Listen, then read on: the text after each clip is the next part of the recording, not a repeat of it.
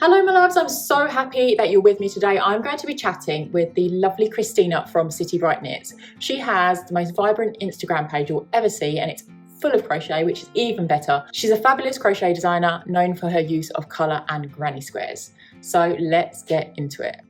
Hi, Christina. It's so nice to have you here today. I have been really looking forward to speaking to you. Thanks for having me. I'm Christina from City Bright Knits. I'm so happy to be here and to be connecting with another like-minded crocheter. I know, it's so, so nice. So how did you first get into crochet? So I didn't start crocheting until I was an adult. I did it after I had left for college and I was working and I needed something to do to pass the time when I was at home in the evenings. And I very first learned from a cousin of mine when I went back home for Christmas. She taught me how to make baby beanies. And so I basically just learned to make crochet baby beanies, for hospitals or something like the premature infants. And so that's what I really started making. And then from there, it just grew into what it is today because there's so many online resources now with YouTube and with tutorial videos that people put out. But when I first started 10 years ago, it was mainly Pinterest and visuals of stitch diagrams and researching how to do it in books that you would get at the craft store. Yeah, exactly. Yeah, it's come a long way, hasn't it? You can just go on TikTok and just get a stitch and be like, right, I know how to do that now and just make something from it. Right. And I feel like there's such a new wave of trend of crocheters, like just coming from everywhere. And I'm so glad because it's something that I enjoy. So it's very easy for me to just feel like part of the community. Yeah, I feel like it's kind of like a trendy thing to do in general at the moment. I just feel like so many people are trying their hand at crochet and things like that. So it's so nice to be in this space. Do you know what? When I pull up just, like a web browser on the computer, it'll pop up with popular crochet patterns or trends. And I'm like, is it just me because I crochet or is this actually taking over? So it's really great to see. That is it. Is like is this because I'm interested in it, or is because everyone would search for this anyway? I think as well, Hmm. like the crochet fashion, like fashion is really in at the moment. So people wearing granny squares, people wearing like the granny stitch, even like the Taylor Swift dress, which I've done recently.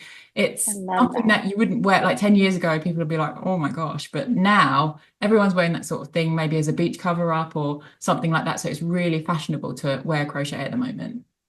Yeah, and I think that's why you and I can relate because we come together with that love of like modern crochet fashion.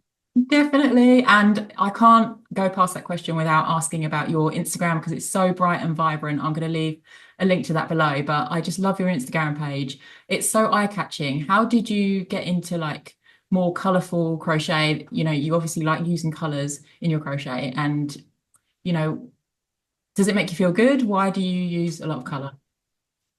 Thank you. Yeah, I guess I just when I very first got started on my Instagram page, I went to the craft store and just picked colors that popped for me, which happened to be like a teal and a mauve pink and a beige color. And I started making granny squares, and that was the first thing that I ever posted. And I got a lot of feedback saying I love these colors, and I incorporated like a little glitter yarn into the center of the granny squares. And when I started to grow my Instagram page, I figured, like, why not make this a happy space for me? Like, I'm not going to bring politics. I'm not going to bring any of my personal views onto this page. I just want it to be a bright, happy space. So, City Bright Knits kind of came to be because I've always lived in a big city. I move a lot, and bright colors just inspire me. I feel like I mainly gravitate towards colors based on my mood. And a lot of that comes from like nature and my surroundings and seasonality. Yeah, that's such a lovely thing to. I try and kind of like incorporate nature into my designs as well. In a way, it's kind of like, I say for me with the neutral thing, it's kind of like a more relaxing space, like cozy. I don't know. I feel my head is clear when I have just like clear and calm. And because I've got the two kids, I just think it kind of just like evens out my headspace with the whole neutral vibes. But yeah, it's just each to their own, and it's so interesting to hear another perspective on color. So that's really cool. Yeah, it really is. And for me, it's really tricky for me to pick neutrals.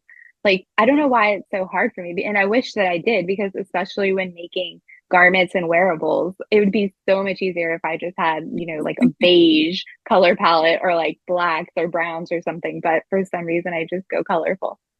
No, that is so perfect. And a lot of people are like that, a lot of people love color. So that is perfect for you. I mean, I do love color. It's just that I think it just calms my mind to look at neutrals. And I think for me, the variation is like texture. So I like to maybe crochet with like raffia or, things that are different, different in texture rather than the different colors. So yeah. Yeah, I love that too. I think trying all fibers is where it's at because you never know what you might like. Because I think everyone starts with a craft store acrylic yarn, and then you might try something like raffia or like a velvety yarn or cotton yarn, whichever it is, and then just really find your passion in that. So going on from that, what are your favorite yarns to use at the moment? So for me, I have really found my love for cotton yarn. What I'm wearing is cotton yarn. It's a mix of hobby rainbow and paint box cotton, and it's DK weight. So I made this just using like stashed yarns that I had left over from other projects. And I will say that cotton is my favorite because I think it's like it defines the stitches really well. I think that it's like an eco yarn for me, which is kind of important. Like I really appreciate hobby yarn because they have Ecotech certified cottons, which means that it's like the dyeing processes and the materials they use are sustainable. So that's something that I'm just gravitating towards right now. And I will say anywhere from like a fine weight to kind of like a medium weight are where I like to stay. I think anything smaller than that or even bulkier isn't usually what I tend to gravitate towards. So kind of just like I have some yarns here that I'll show you, but I have like a Pima cotton from Wool and the Gang is one of my favorites. It's a little more expensive, but definitely worth it because it doesn't bleed onto your fabrics and it has durability. Another one that's very similar is the We Crochet Pima cotton. I really like all of the color varieties that it comes in, and I've made different sweaters from this and always get a lot of compliments. As well as one of my favorite yarns for summer are these weight two kind of cakes that have the ombre swirl because the way the colors work in just looks great and you don't have to do any of the work. It's already there for you. This just happens to be a Halloween edition and it's called Twister from Hobby Yarn. And it's a weight too. So it's really perfect for like shawls or something light and breathable. So what are your favorite tools or your favorite crochet hooks to use at the moment? So for me, I am always down to simplicity. So I have two hooks that are my favorite. One is just a boy aluminum. I think these are a classic best friend for any crocheter. They don't break, they're durable, and they come in all the sizes. The second one that I've recently got turned on to is Clover Amour hooks. They have kind of like a cushiony grip for your hand. So these are really easy to use. I will say I like to stay anywhere between like a 3.5 and a 5.5 millimeter, just Mhm. with the yarns that I tend to use. As well as one of my favorite tools are little kids' scissors. So they have like the blunt tip and they have the short blade. So you can travel with these at the airport and they don't get taken. Oh my gosh, that's amazing. And because you're a traveler as well, that's fantastic. Yes, those I have found work really well for me. As well as I always like to keep a measuring tape. Oh yeah, that's essential, isn't it? I always want the Hmm. one, I don't know if you've seen Mary Poppins, but she has one that's like her height. That's her at her height, it says practically perfect in every way. And I've always That's so cute. I think they sell them on Etsy, but I'm like, yes, I need that. I can see from your Instagram that you travel a lot and it's lovely how you kind of picture your yarns out in the sun and things like that. It's lovely. So I wanted to ask how you travel specifically with yarns. Do you take them on the plane with you? Do you have them in your hand luggage? What do you do? Yeah, so I always like to bring a crochet project with me just because I feel like if I don't have it, it's a missed opportunity. And a lot of times on the plane, if I'm going to be traveling with yarn, I don't take anything that involves color work, like nothing where you're going to have multiple strands because then it's just a mess getting everything tangled. And as well as I do not like to start a new pattern on planes because I feel like that just gives you a headache. and you're having to sit there and become familiar with the pattern. And it makes much more sense to have something that you kind of have already worked on. You understand the how it's going to flow, and just something easy. So that's what I like to take. I always take it in a carry-on luggage with me. I like to take the boy aluminum hook as well as the little kid scissors because I never get checked at security with those. I remember we got checked at security with our baby's bottle. And they were just like, well, you can't have that. I was like, okay, we'll buy some more milk the other side. It's fine. Well, it's a liquid. Um, Isn't that crazy? yeah. So you used to live in California, is that right? And now I you're did. in London, which is obviously a big change. Has that affected your crochet projects? 100%. I will say that the lighting has been the number one thing. Lighting in California is just like working on a magical stage set, and everything's bright and sunny and you never have to worry about it. And you could just put whatever you're making on a flat table or, a bed cover, and it just comes out wonderfully lit. And in London, I really struggle with lighting. So I have bought some like, prop lights on Amazon just to try to set up, but it really does not replicate natural lighting, which is one reason why if I'm going to be traveling, I take a crochet project with me because that way I can kind of make the most of like a different setting or a different surface or lighting. So that's one thing that I like to do. As well as when I was in California, I just had more space. And so I had a dedicated craft room, with shelves with yarn, pretty displays behind me and things like that. And in London, I'm struggling with more of like a city lifestyle. And so it's like I have a cabinet with my yarn. And if I'm going to be working on a current project, it's basically on my dining room table. And I just have to tell my husband, like, I know it's there, just don't mess with it. Like, we're going to have dinner next to it and it's fine. So Oh yeah. it's just more a tight space. Yeah. So I will say that yes, it has been 100% flipped based on like my different location. Yeah. Yeah, that is tough. I feel like when you're out and about as well, does anyone ever say anything to you when you're crocheting? Do you get any comments from people? So I don't know that I'm one of these people who crochet on the tube or, the subway. I'm just, for one, I feel like that's not that sanitary. And then like, secondly, I'm a little shy and I don't know if that's for all crocheters and knitters, if we're all just introverts and we just like to be home with our yarn and that's it. But like, I don't necessarily want like people coming up to me and like giving me a whole bunch of attention. But I will say, like, when I had crocheted on planes and stuff, like, definitely it catches people's interest, specifically little kids. They'll walk next to you and kind of be like, "What are you doing?" Mhm. They don't say it, but you can tell that's what they're thinking. But even though I travel and do take my yarn with me, I don't necessarily take it like in my bag day to day, like out around the city. Yeah, I'm the same. Like, even if I'm going around to, I don't know, my aunties like I did last week, and my daughter was going swimming, and I took my crochet project, but I just didn't want anyone else to see it. I just didn't want anyone to comment on it. I don't know why. It's just a thing, but I do on social media they can see me, but I don't want them to think that, I don't know, I'm crocheting at their house. Yeah, and also like sometimes it's about concentration, and so you don't want to be rude, being like, "Please don't talk to me, I'm counting," or something like this. So you're moving to New York, and do you have any upcoming plans for crochet in New York at the moment? I will say the main thing that I'm excited about in relocating back to New York is like my account City Bright Knit started in New York. So I was living there when I started my account, and I feel like that was the whole beginning of my vibe and my crochet journey. So I'm really looking forward to getting back to that.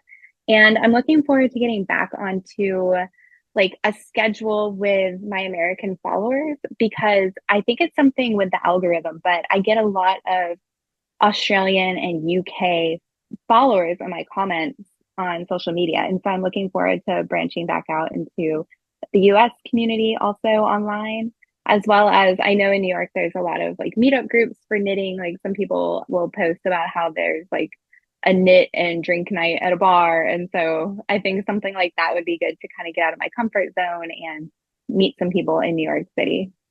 That's amazing. I love that idea. I think in the bigger cities, there's more opportunity for things like that rather than kind of where I live. Yeah, I feel like a year and a half ago or something, We Are Knitters had a pop-up in New York City where it was like a yarn shop, but they also hosted knit nights. So I think it's gone now, but something like that would be really fun. I wanted to ask you as well, how do you organize your yarn as well? Because I know you're moving, you move around a lot. How do you organize it, if you organize it at all? And where do you stash it? Yes. So I feel like yarn organization is something that we all have to struggle with, and it's not glamorous. I will show you how I how I do mine. Um, I store it in a 2-gallon plastic bag. Oh, And I've just okay. got these bags on Amazon, and that way I can see what they are, as well as I like to put the types of yarn together. So, like, these are both We Are Knitters Pima Cotton. That way I know if I need my Pima Cotton, there it is. Before I tried storing it in like a big trunk and I put it all by like color, but I really found with projects that I was working on, I gravitate towards using like, I'll need it to be the same, like all cotton or something. So now I store it by type rather than by color. Yeah, that's cool as well, where you use quite a lot of different colors in the same garment or something. So you are going to use you may use all of those colors together. So that's smart to do that. I also was wondering how much, I mean, how much yarn do you have at one time? Do you like to, I mean, I know obviously crocheters and knitters are well known for hoarding yarn. But I try to be quite a minimalist, so I'm trying to get better. I have loads of yarn in the loft, which that doesn't count. And now I don't have as much storage as I gave up my like craft room upstairs because my daughter moved into that room. So I just have a little cupboard downstairs now. And I feel like it has yarns that I think look pretty, but I don't know what to do with them. But my stash is quite small actually compared to what it used to be because I've given a lot away. Sometimes I'll give some to charity and things like that because I think, oh, I might use that one day, and I never do. So I have been really harsh in the past and ruthless with my yarn like hoarding. So yeah, I only have. I'm quite proud of myself. So what is your story with that? So I definitely have a lot of yarn. In London, in my apartment, I'm keeping it also in like a cabinet. So Mhm. it's just in these plastic bags on shelves. And one thing I like to do just so that I know I'm going to use my yarn and it's not just sitting there collecting dust is I will put a little post-it note with like my ideas of what I want to use the yarn for and just put it in that plastic bag. That way, if I'm sorting through my yarn and I pull out this bag, I'm like, oh yeah, I wanted to make that thing. Mm. So I do put little notes in the plastic bag, as well as I am a big fan of like a calendar, like a planner. So I love to just go a few months ahead of time, and I'll show you like right now I'm using this one, and I just flip a few months ahead and put in the calendar like hey, your idea was to make this cardigan for the autumn or this kind of thing. And that way I know what yarn I already had in mind for that. As well as each New Year's, I like to kind of like start fresh and say, if I have so much yarn in my cabinet, then I'm not buying more yarn. Like I'm not going to do the Black Friday sale. I'm not going to like ask for it for Christmas. I'm just going to use what I have. And that way I'm not just wasting money buying yarn that just sits there and is not going to be used.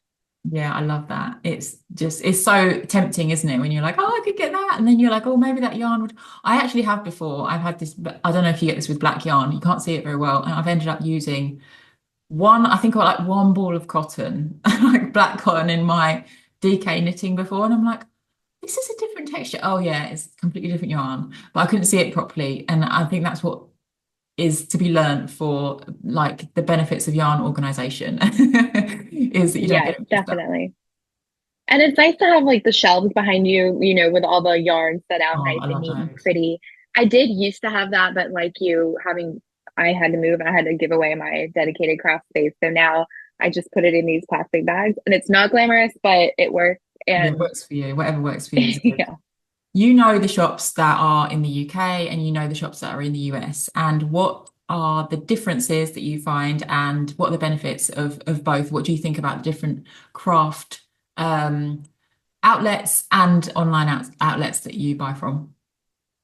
So I feel like my experience with craft stores for buying yarn, whether it's like a novelty boutique or just like a big box store, are pretty much the same between the US and the UK.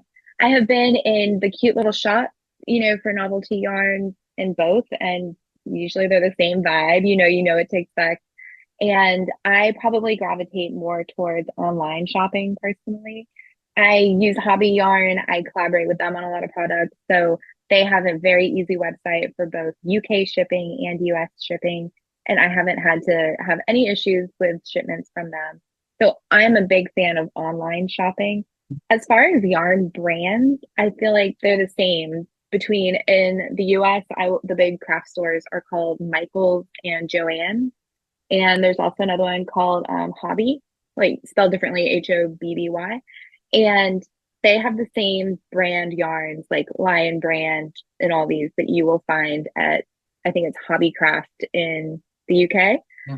And so you're going to find the same stuff. I have not been like, oh, I can't get this yarn in the US. So I've found that it's really just similar. I feel like I have like a love-hate relationship with Hobbycraft because I feel like it's the only craft shop or the only big craft store that I can go to that's local. There's like a tiny store, like a boutique store where my mother-in-law lives, like in a little village which I always go to when I'm there, but Hobbycraft for being everywhere. The only other one is inside John Lewis, like the crafting or the haberdashery place that like you can get some yarns there. But yeah, I would tend to go to online. I love crafts and hobby for that because the only thing I don't like about online is you can't really feel the yarn, and sometimes I buy the wrong yarn, like totally buy the wrong yarn, and I'm like. I don't know what to do.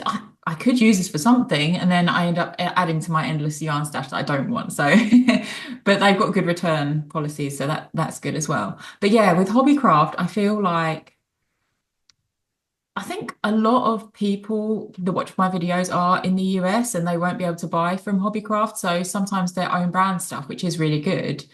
I tend to not want to buy because of that as well. And also, I just feel like there's not that much. I don't know. There's definitely not as much choice as you get in somewhere like Lovecrafts and online. And I feel like Michael's and Joanne's, there's loads more as well, more space and more choice.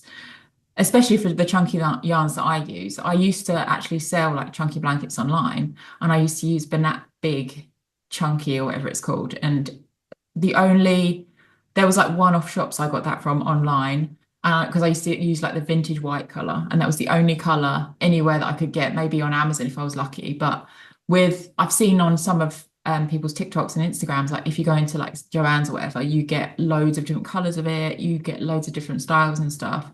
And I just feel like there's more choice over in the US. I feel like that probably is true. I think the availability is just more widespread. There is one other thing that I wanted to talk to you about, which is stitch terminology. When I started crocheting, I learned in US terms. I just think that I just did that and stuck to it, and I didn't really look at UK. I know the difference, but I just do my patterns and everything in US terminology. And I've had some comments like, "Oh, why are you calling doubles trebles?" and things like that. And I feel like I don't really have to explain myself. It's like, well, you know what this is. I don't even know why they think what is less than a single crochet. I don't know. I'm not well versed in it, but it's just like I go with US and that's it. And it's just like, I don't know. What do you think about the differences and what is your preferred stitch terminology? My preferred is also US terminology, and I write all of my patterns in US terms. I have followed along to some UK designers, and I mean, me as a US terminology person reading UK patterns, I never have a problem because I understand like a treble means a double crochet to me. But then I don't really know what would you call a treble, because like if a treble is a double crochet. But I don't ever have any issues with me as, somebody who follows patterns. And so, like, that hasn't ever been an issue. But personally, I like diagrams. So if it has like a stitch diagram, like a chart to read, I just think that's universal for everyone. Do you have a preferred notebook or something to write your diagrams on? How do you start with your crochet? How does the creative process start when you're making something new or you're writing a new pattern? Do you write the diagram first, or do you kind of like roughly write it out? How does it work? So I have three different notebooks. One is just my daily planner throughout the year that has like the calendar pages and, like I said earlier, what I want to jot down, my thoughts. And then I also have another notebook. Sorry, I dropped the pen. I also have another notebook that is more like my idea. If an idea pops in my head, I will just sketch it out, like draw it out literally, and maybe just put little arrows that says, colors here or granny squares there or this alpine stitch or something, and just make little notes. And then from that, I will kind of start doing the math as far as like it's going to require this many stitches for this size. And that's when I take it to a different notebook and just scribble everywhere and do the different like coordinating things that I need to do. It's not until the very end that I will use a computer program. So that's probably a little antiquated on my part. Like, I probably should be using a computer program. If anybody has any tips for computer programs, I'm open to it. But usually I just do pen and paper, jot it out, and then I will write the pattern in Google Doc. And then as far as stitch diagrams, I use a program called Stitch Fiddle. Yeah. And it's really easy for like the color work charts, like if you're going to do tapestry crochet. I really need some help working on stitch diagrams for myself, and you start specifically with granny squares, you start in the center and then build around. So if anybody has any tips on that, I'm open to hearing it. Another thing I was going to ask you is, do you crochet gifts a lot, or have you crocheted gifts in the past to give to other people? And what's the nicest one that's been received, or what's the best kind of gift experience that you've had with crochet? I think gifts are definitely where I started out with crochet because you want to do little projects and you're like, oh, I'll make my dad a scarf or I'll make my mom a whatever. So like I made her a little those things that go over your stove that you can hang a kitchen towel on. Yeah, I made her one of those before. So I definitely started out as gifts, and now it's grown into more like designs for other crocheters, for other makers, or designs for myself, such as like, a sweater, that kind of thing. But I do also continue making a lot of gifts. This year, I've made a lot of baby blankets. I feel like almost all of my friends are having baby girls, which has been great as far as yarn ordering because, then I could just make a bunch of pink, purple, kind of neutral colors. And so baby blankets this year for me have been really rewarding because I can put effort into it knowing I'm making it for a specific friend. And then when I give it to them, obviously, it's just something that they're going to cherish because it's handmade by someone they know.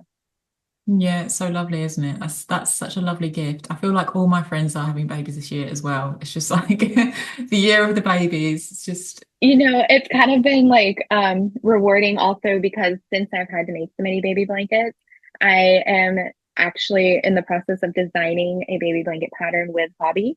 And it's going to be using their chenille toucan fine, like velvety yarn. And it's made with oh, granny squares, and the granny squares have a flower motif. So this is going to be published on their site very soon. oh my gosh, and we will definitely put the link of that below. Yeah. I wanted to ask you, I'm so impressed with your hobby partnership. How did you get involved with working with hobby? I feel like yarn collaborations are going to be like a whole nother day that we should like sit Yeah, down and chat about definitely. too. Definitely. Um, Hobby has been a long time partner that I have been working with probably since 2021. Mhm. And my very first design for them was for a my seashell cover up pattern, which is just like a pattern for summer because I love that, and it's using cotton yarn. And they reached out to me as would you be interested in collaborating with us? And it's just kind of grown from there. At first, they sent me some yarn for my very first project. And I took it very seriously. Like I sat down, like I was in school and did like a whole like here's my pattern and wrote it up very professionally. And since then I've just kind of been on their collaborator circuit, and basically every month there's new collaboration opportunities available where they do supply the yarn and I supply a design that they can put on their website or that I can just have personally. So it's been a very rewarding process to work with hobby specifically. As far as other yarn collaborations, like I said, this can be a whole other episode, Yeah, but I absolutely. feel like for a lot of those, they do reach out to me personally, and that's via social media, and we communicate on email. I feel like it's a little more to make sure that it's not a scam or something. We communicate on email versus Instagram or another platform.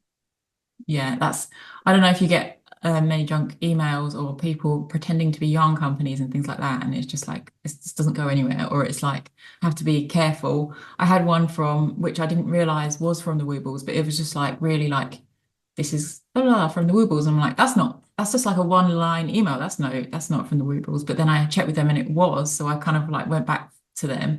And that was actually really exciting. But I would have just like deleted it straight away if I hadn't kind of investigated that.